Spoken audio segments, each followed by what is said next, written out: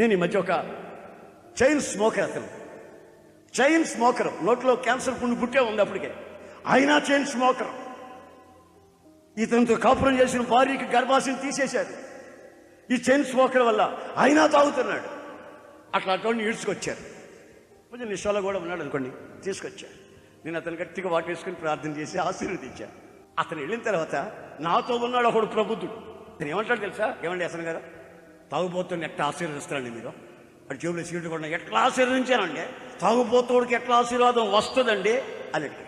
నేనేమన్నానంటే సిగరెట్ అదే వాసన వస్తుంది, అయినా నా ప్రభు అతన్ని ఆశీర్వదిస్తే తాగుబోతాను మానేస్తాడు కదా, ఆ సిగరెట్ అడిపోయి ఇసురు కొడతాడు కదా. అందుకని అతను ఆశీర్వదించబడాలని ఆశ, అందుకని నేను ఆశీర్వదించాను అన్న. ఆ మానకపోతే అన్న. అప్పుడు నేనేమనంటే వాడు మానలేదనుకో, నేను అతను ఆశీర్వించాను కదా, ఆ ఆశీర్వాదం మళ్ళీ నా మీదకి వచ్చేస్తుంది. అప్పుడు డబుల్ ఆశీర్వాదం నేను పొందుతాను కదా.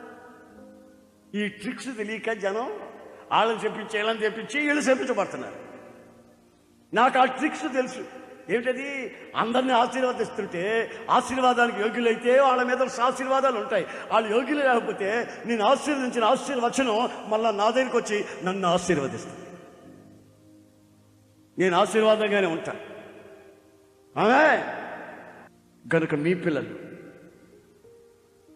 మీ కుటుంబం తరతరాలు ఆశీర్వదించబడాలని కోరుకుంటే మీరు ఇతరులను ఆశీర్వదించటమే కానీ శాపవచనాలు నీ నోట రానివ్వకూడదు. నీ పిల్లల్ని కానీ, నీ ఇంట్లో ఉండేవాళ్ళని కానీ, అత్తయ్యని కానీ, కోడల్ని కానీ, మర్దుల్ని కానీ, మామయ్యని కానీ, పక్కింటోళ్ళని కానీ, ఎదిరింటోళ్ళని కానీ నీ నోట శాపవచనం వచ్చిందంటే ఆ శాపం మరలా నీకు రివర్స్ అవుతుందనే సంగతి వాస్తవం. ఎందుకంటే నీవు ఏ కొలతతో కొలుస్తావో ఆ కొలతతోనే మరలా నీకు కొలవబడుతుంది.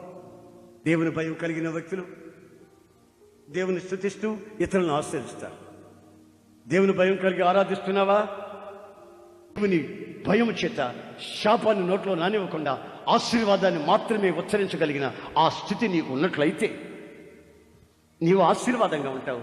అనేకులకి ఆశీర్వాదకరంగా నీ వ్యక్తిత్వాన్ని మారుస్తావు.